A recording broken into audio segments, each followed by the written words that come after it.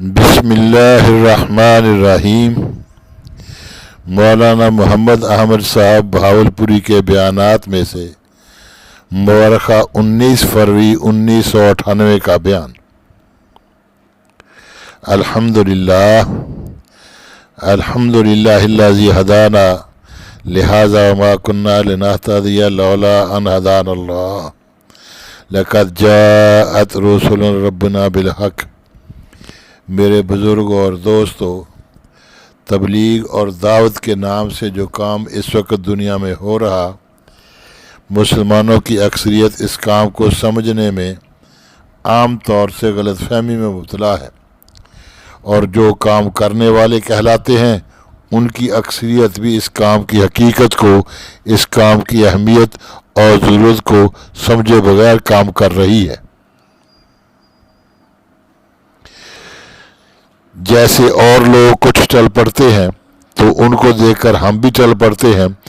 ایک ہے دعوت الی بصیرت اور ایک ہے دعوت بغیر الی بصیرت۔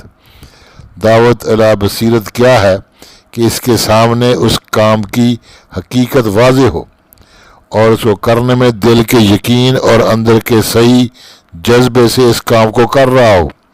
دعوت بغیر الی بصیرت ایسی ہے جیسے بہت سے لوگ نماز پڑھتے ہیں اور اپنے آباء و اجداد کو بھی نماز پڑھتے دیکھا ہے، اس لیے ہم بھی نماز پڑھ لیں۔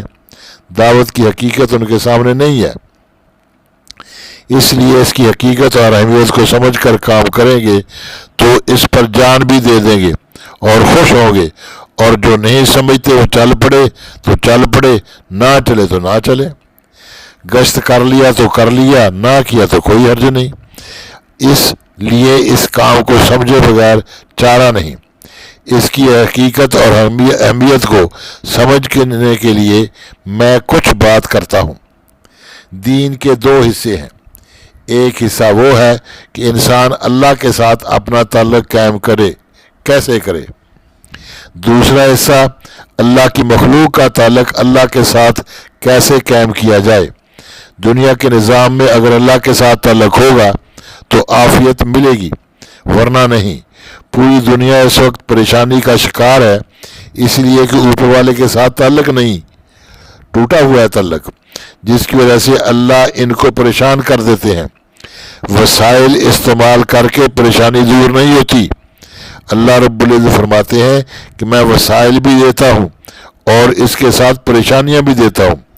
اللہ فرماتے ہیں جب ان کا تعلق میرے ساتھ نہیں ہوتا تو میں ان کو وسائل خوب دیتا ہوں اور وسائل بڑھاتا ہوں، لیکن ساتھ ہی پریشانیاں بھی اس کا دیتا ہوں کہ وہ تمام وسائل کے ہوتے ہوئے پریشانیوں کو حل نہیں کر سکتے اور بے بس ہو جاتے ہیں۔ یہ اس لیے کرتا ہوں کہ یہ سمجھ جائیں کہ اللہ کے ساتھ اپنا تعلق قائم کریں۔ وسائل اس لیے زیادہ دیتا ہوں تاکہ یہ نہ کہہ سکیں کہ مسائل کے حل کے لیے ہمارے پاس وسائل نہیں تھے۔ اللہ نے دنیا کے نظام میں یہ بات رکھی ہے کہ زمین کا نظام آسمان کے نظام کے متحد ہے۔ پیٹ کا پالنا اور صحت کا تعلق بھی اس نظام کے ساتھ ہے۔ دنیا کے سارے ڈاکٹر مل کر کسی کو صحت نہیں دے سکتے۔ انسان کا تعلق اللہ کے ساتھ ٹھیک ہوتا ہے تو عافیت کا نظام ہوتا ہے۔ اگر اس تعلق میں بگاڑ ہے تو یہ سارا نظام پریشان کرنے والا بن جاتا ہے۔ ہم اپنا تعلق اللہ رب العزت سے قائم کریں اور انسانوں کا تعلق اللہ رب العزت سے قائم کریں۔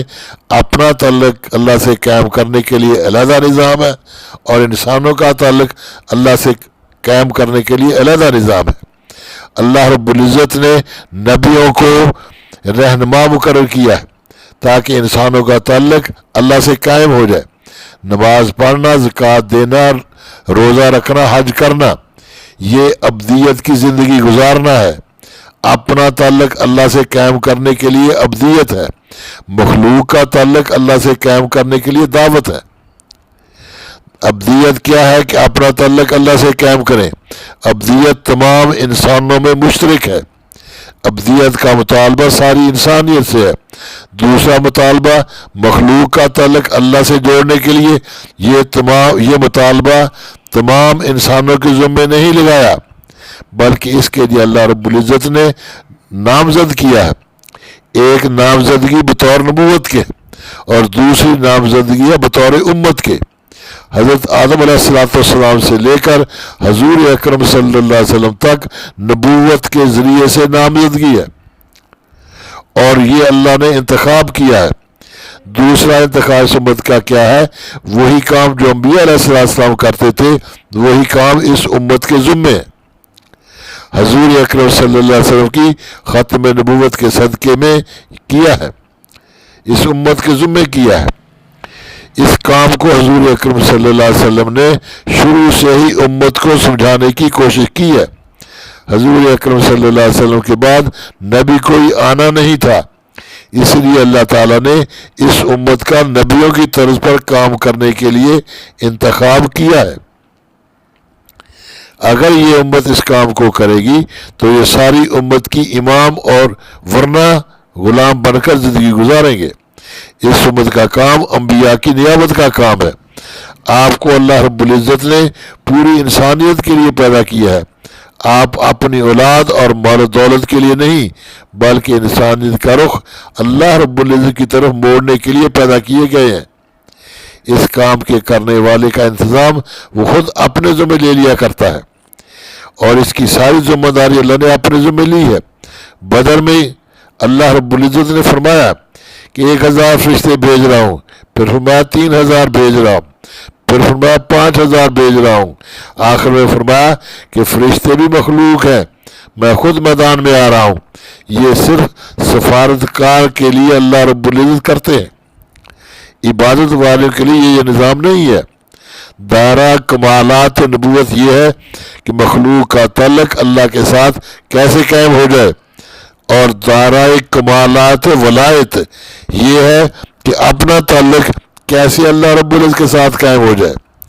ولی کو صرف اپنا تعلق اللہ کے ساتھ قائم کرنے کا کام ہوتا ہے، اور وہ اس کے لیے جہد اور مجاہدہ کرتا ہے، یا صرف اپنے ساتھ تعلق رکھنے والوں کا ہی کام ہوتا ہے کہ ان کا بھی تعلق اللہ کے ساتھ قائم ہو جائے۔ نبی کو کام ہوتا ہے کہ ایسے لوگوں کا تعلق اللہ سے قائم ہو جائے۔ اسلام میں جو داخل ہوتا تھا حضور اکرم صلی اللہ علیہ وسلم اس کو یہ غم لگا دیتے تھے کہ جائیں اور دوسروں کو اسلام میں کھینچ کر لائیں۔ مکہ میں پہلے 8-10 سال صرف 2 کام تھے، اللہ کی مخلوق کو اللہ کی طرف بلانا اور مار کھانا۔ نماز روزے پر جھگڑا نہیں تھا۔ کافر کہتے تھے کہ یہ جو تم دوسروں کو کھینچ کر لاتے ہو اس کو بند کرو۔ کافر حضرت بلال رضی اللہ عنہ گلے میں رسی ڈال کر بچوں کو دیتے تھے، اور وہ ان کو مکہ کی پتھریلی زمین میں گھسیٹتے پھرتے، اور یہ زخمی ہوتے اور ان کے بدن سے خون نکلتا تو اس پر کافر کہتے کہ جو حضور اکرم صلی اللہ علیہ وسلم کہتے ہیں تم اس بات کو نہ کہو۔ بلال رضی اللہ تعالیٰ کہتے تھے کہ اس کے علاوہ مجھے کوئی اور بات آتی نہیں۔ صحابہ رضی اللہ اجمعین نے میدان میں جو جانیں دی ہیں وہ سمجھ کر جانیں دی ہیں۔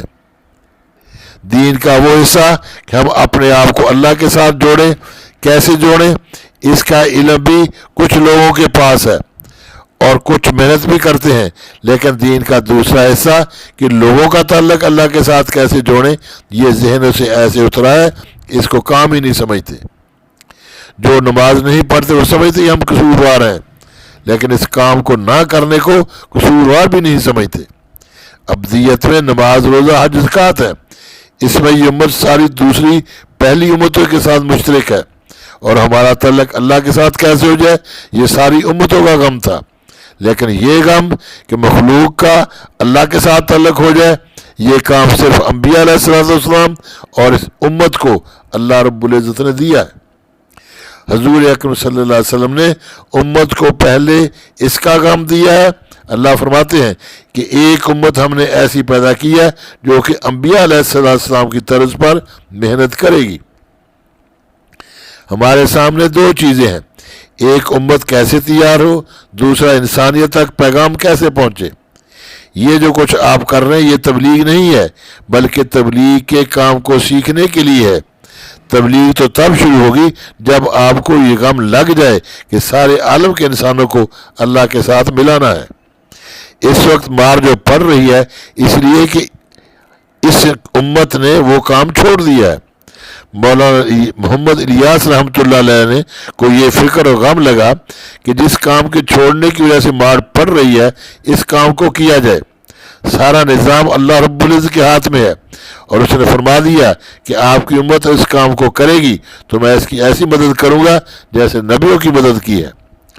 3 صدی کے بعد سے لے کر 1000 سال تک ابدیت کی شان دکھانے والوں کی مثال نہیں مل سکتی۔ ساری رات عبادت کرنے والے، مسلسل روزہ رکھنے والے، اور ایسے لوگ جو 100% ابدیت پر تھے، لیکن اس کے باوجود امت کمزور ہوتی چلی گئی، کیونکہ اللہ کی طرف سے وعدہ ابدیت پر نہیں ہے، دعوت پر ہے۔ اور اگر یہ اس ذمہ داری کو ادا نہیں کرتے تو ہو سکتا ہے اللہ اس ساری امت کو تبدیل کر دے۔ یہ وہ کام ہے جس سے اس امت کی موت اور حیات ہے۔ امت اس کام کو کرتی ہے تو دنیا اور آخرت ان کی، امت اس کام کو نہیں کرتی تو دنیا بھی گئی اور شاید آخرت بھی نہ رہی۔ اللہ رب العزت نے حضور اکرم صلی اللہ علیہ وسلم کی رعایت میں فرمایا کہ میں دنیا میں ان کی شکلوں کو تبدیل نہیں کروں گا، لیکن قبروں میں شکلیں تبدیل کر دوں گا، کیونکہ اس امت کا انتخاب انبیاء علیہ السلام کی طرز پر کیا ہے۔ اس کام کا مقصد امت کو اس منصب پر تیار کیا جائے، اس کے ذہن میں یہ آئے کہ اس منصب کے بغیر نہ دنیا مانتی ہے نہ آخرت۔ یہ اوقات کیوں مانگتے ہیں؟ تاکہ ہم اس عظیم مقصد کے لیے تیار ہو جائیں جس پر اللہ رب العزت فیصلہ کر لیں کہ ہاں ان سے کام لینا ہے۔ صحابہ کے پاس دونوں چیزیں تھیں، نبی کی زندگی اور نبی کی وہ محنت جس سے وہ زندگی عام کی جاتی ہے۔ ہم دونوں سے خالی ہیں۔ نبی کی زندگی کا نام دین ہے، اس زندگی کو لوگوں تک منتقل کرنا، اس کو تبلیغ دین کہتے ہیں۔ دینی نظام تو اللہ قائم کرتے ہیں، یہ حکومتیں قائم نہیں کرتی۔ حکومتیں تو اپنے بنائے ہوئے قوانین کو مکمل نافذ نہیں کروا سکتی۔ اس وقت حکومت سیلز ٹیکس لگا رہی ہے، لیکن تاجر ہڑتال کر رہے ہیں۔ حکومتیں دینی نظام کیسے قائم کریں گی؟ اللہ سے دینی نظام نافذ کرنے کا پورا نظام دے۔ اللہ رب العزت نے دینی نظام نافذ کرنے کا پورا نظام دیا ہے۔ سب سے پہلے دینی نظام میں دعوت ہے، دعوت دینے والے کا اللہ سے تعلق قائم ہو اور دوسروں کا تعلق اللہ سے قائم کرے۔ جس طرح نبی زندگی گزارتا ہے تو ہمیں پوری زندگی کو اپنانا پڑے گا۔ امت کا ایک حصہ اس کے لیے تیار ہو جاتا ہے، دوسرا طبقہ کہتا ہے کہ نہیں، یہ ہمارے رواج، فیشن اور آباء و اجداد کے خلاف ہے۔ جو نبی کی بات نہیں مانتا وہ طبقہ زیادہ ہوتا ہے، اس میں وہ زیادہ ہونے کی وجہ سے نبی کے ساتھیوں کو تکلیفیں پہنچاتے ہیں، جس پر نبی ان کو صبر کی تلقین کرتا ہے اور نبی ماننے والے طبقے پر پوری محنت کرتا ہے۔ یہ طبقہ پریشانیوں اور تکلیفوں کی وجہ سے نبی سے کہتا ہے کہ ہم مانتے ہیں، وہ تو مانتے بھی نہیں، اسی لیے اللہ کو ہماری مدد کرنی چاہیے۔ اللہ رب العزت فرماتے ہیں کہ ماننے والوں کا طرز طریقہ نہ ماننے والوں سے بالکل علیحدہ ہو جائے۔ ماننے والے اپنی ساری زندگی نبی کے طرز پر لائیں۔ اس تربیت کے وقت میں ان کی تکلیفوں اور پریشانیوں پر اللہ رب العزت وعدہ کرتے ہیں کہ میری مدد قریب ہے۔ جب ان کی زندگی بدل جاتی ہے تو پھر اللہ رب العزت فرماتے ہیں کہ نہ ماننے والوں کو کہو کہ اب اللہ ہاتھ ڈالتے ہیں۔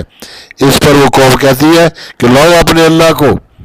تو پھر جب وہ مقابلے پر آتے ہیں تو پھر اللہ کسی کو فرشتے کی چیخ سے ہلاک کر دیتے ہیں، کسی کو بارش کے پانی سے، کسی کو دریا میں غرق کر کے ختم کر دیتے ہیں۔ اسی طرح سے نبی کے ماننے والوں کو اللہ اوپر لاتے ہیں۔ اللہ رب العزت فرماتے ہیں کہ ان کو میرا پیغام پورا پہنچ جائے تو پھر میں ہاتھ ڈالتا ہوں، تاکہ یہ کل کو یہ نہ کہہ سکیں قیامت کے دن کہ ہم غفلت میں مارے گئے۔ اس لیے جب پیغام مکمل ہو جاتا ہے تو پھر اللہ اپنی کارروائی پوری کرتے ہیں۔ یہ کارروائی اللہ رب العزت کرتے ہیں، انسان نہیں کرتے۔ اسی طرح دینی نظام اللہ قائم کرتے ہیں۔ ہم اللہ کو نعروں سے اور شور مچانے سے تھوڑا خوش کر سکتے ہیں۔ اللہ کہتے ہیں کر کے دکھاؤ۔ جب امتیں کر کے دکھاتی ہیں تو اللہ اعلان کرتے ہیں کہ میں اب تمہارے ساتھ ہو گیا ہوں۔ پھر اللہ نبی سے کہتے ہیں کہ اب تمہاری امت کے بھی ساتھ ہو گیا ہوں، اب کافروں سے روک ٹوک بات کرو۔ پھر نہیں مانتے تو اللہ بندوبست کر دیتے ہیں اور ان کو ختم کر دیتے ہیں۔ ہمارا یہ خیال ہے کہ حکومت سے، اکثریت سے بھی دین قائم ہو جاتا ہے، لیکن دین قائم کیسے ہو؟ جس کا دین ہے وہ کہتا ہے کہ میں نے دین کو قائم کرنے کا ایک ہی راستہ رکھا ہے، دوسرا کوئی راستہ رکھا نہیں۔ اس وقت امت کا اللہ سے جھگڑا ہے۔ دین والے کہتے ہیں کہ ہم نے دستور میں دین کو لکھ دیا ہے۔ اللہ رب العزت فرماتے ہیں کہ ملک کے دستور میں دین ہو یا نہ ہو، اپنی زندگیوں میں دین کو چالو کرو۔ اس کو ہم ماننے کو تیار نہیں اور اللہ مدد کرنے کو تیار نہیں، تو امت اقوام عالم میں اوپر کیسے آئے؟ ہم اللہ کو مانتے ہیں لیکن اللہ کی نہیں مانتے، جس کی وجہ سے امت نیچے جا رہی ہے۔ جب تک یہ امت سفارتکار نہیں بنے گی یہ اوپر آ نہیں سکتی۔ یہ مزاج کہ اللہ کو ماننے اور اللہ کی ماننے پر آ جائے، یہ مزاج نبی کی محنت کے بغیر نہیں آتا۔ نبی کی محنت سے یہ مزاج پیدا ہوتا ہے۔ اسلام دین قانون نہیں ہے، یہ دین محبوب ہے۔ اللہ کو محبوب بناؤ جو کہ نبی کی محنت سے ہوتا ہے۔ اگر دین قانون ہوتا اور ڈنڈے کی وجہ سے دین قائم ہوتا تو اللہ رب العزت نبی کے ساتھ ایک فرشتہ لگا دیتے اور ساری امت ڈر کی وجہ سے مان جاتی۔ فرشتے میں اللہ نے بڑی طاقت رکھی ہے۔ حضرت جبرائیل علیہ السلام کے 600 پر ہیں، اور انہوں نے حضرت لوط علیہ السلام کی 6 لاکھ کی آبادی کو ایک پر کی نوک پر اٹھایا اور آسمان کے قریب لے جا کر پلٹ دیا۔ اگر زبردستی دین منوانا ہوتا تو اللہ رب العزت فرما دیتے کہ ایک آنکھ ہے، اتنے سال میری عبادت کرو، دوسری آنکھ دوں گا، یا ایک ٹانگ پر عبادت کرو، اتنے سال کے بعد پھر دوسری ٹانگ دوں گا۔ لیکن یہ اللہ نے نظام نہیں رکھا۔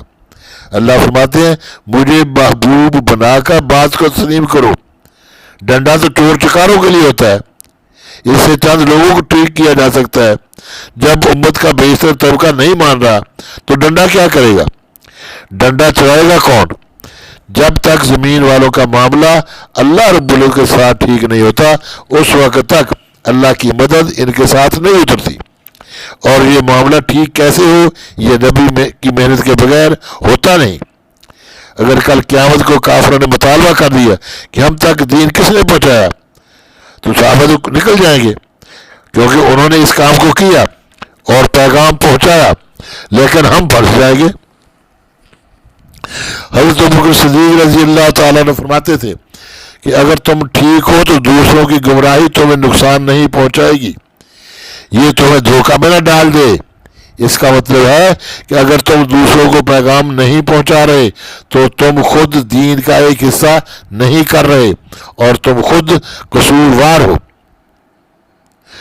اور دوسروں کی گمراہی تمہیں نقصان پہنچائے گی۔ یہ امت اپنے مقام کو اور اپنی ذمہ داری کو پہچانے، اور اس ذمہ داری کو نبھانے کے لیے جنہوں نے کچھ وقت لگایا ہے وہ باہر ملکوں میں جائیں اور ان کو سمجھائیں کہ پھنسی ہوئی ہو نکلو گے اس طرح سے۔ ان کو یہ بات بتانی ہے کہ یہ راستہ نکلنے کا ہے۔ جب وہ یہ محنت کریں گے تو اللہ کی طرف سے خود رہنمائی ہوتی رہے گی۔ صحابہ کو جب سمجھ میں نہیں آیا، جب سمجھ میں آ گئی تو زندگی بھی حاضر۔ لیکن ہمارا ایمان کمزور ہے، اس لیے سیکھنے کے لیے وقت مانگتے ہیں، تین چلہ کے لیے۔ مطالبہ کے وقت بھاگنا نہیں چاہیے، کیونکہ اس وقت اللہ رب العزت کی رحمت متوجہ ہوتی ہے۔ یا تو مطالبہ وقت ارادہ کرو یا سر جھکا کر اللہ سے مانگو۔ اللہ رب العزت فرماتے ہیں کہ دل میں حق ڈالنا یہ میری توفیق سے ہے، اس کو ضائع مت کر، کچھ نہ کچھ ارادہ ضرور کر۔ اللہ گلے میں پھندا ڈال کر نہیں نکالتے۔ جس کے دل میں اللہ نے اس کام کی حقانیت کو ڈال دیا ہو تو کچھ نہ کچھ ارادہ ضرور کرو۔ جب کوئی ارادہ کرتا ہے اور نام لکھواتا ہے اس وقت اللہ کی رحمت اترتی ہے۔ اس وقت کچھ نہ کچھ اپنے لیے اور دوسروں کے لیے مانگ لیا کرو۔ فرمائیں اس کے لیے ہمت اور حوصلے کے ساتھ قوم بیش ارادے کے لیے۔